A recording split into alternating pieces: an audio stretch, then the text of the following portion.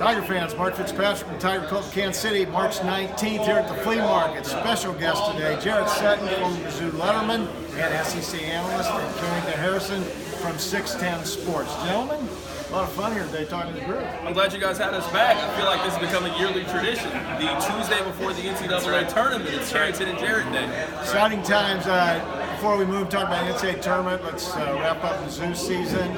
I thought, with everything that happened, the injuries, I thought Konzo did a great job keeping his team motivated, playing hard, and I really like the development of the freshmen. Yeah, absolutely. I think this year was about building a solid foundation for the next couple of seasons. I mean, we look at this Missouri season completely differently. If they just beat LSU and they just beat A&M at home, I feel like those are the two games we go back and say, Missouri should have got those. But aside from that, just given the injuries, given all the things that happened for Missouri, I thought this was as well as Missouri season could. Your final thoughts on the season? Yeah, I think we talked a lot about identity and this team and where it's going with Konzo and the program that he's built so far in year two, making the NCAA tournament a year ago. I think we knew with Jonte's injury, this is going to be very much a development year. It's a great experience for the freshmen, really excited for Torrance Watson. I think he's got a chance to be a lethal three-point shooter in this league. And they get good talent coming in. I can see that the pieces coming together, all about player development this summer and where this team's going next year. Jared, stick with you on this question. Missouri women get a 7 seed, but they have to play Drake in Iowa, and they probably have to play Iowa in Iowa. Tough seed for a pretty good seed. A tough seed, you know, this team, and what's different about the women's pro tournament than the men's is the fact that they got to go on the road. And it's going to be a hostile environment in a game against Drake in Iowa.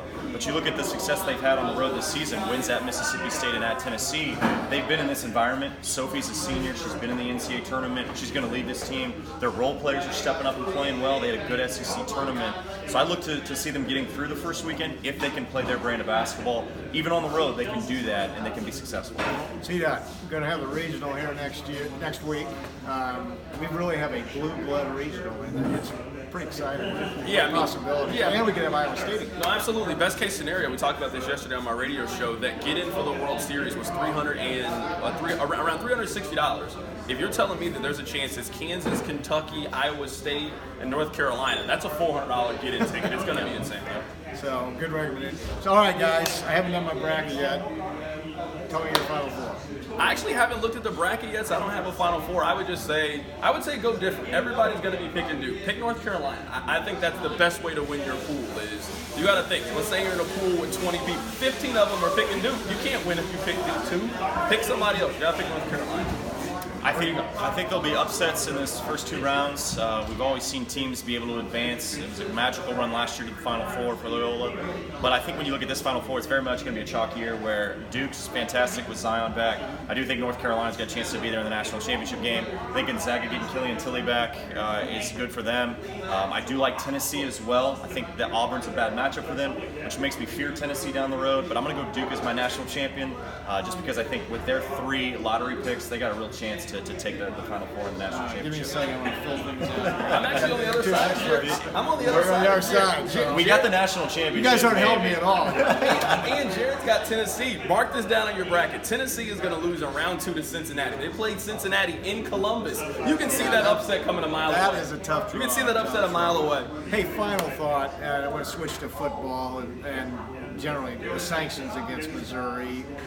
You know, the appeals process has started. Obviously, we don't know what's going to happen. What are your thoughts?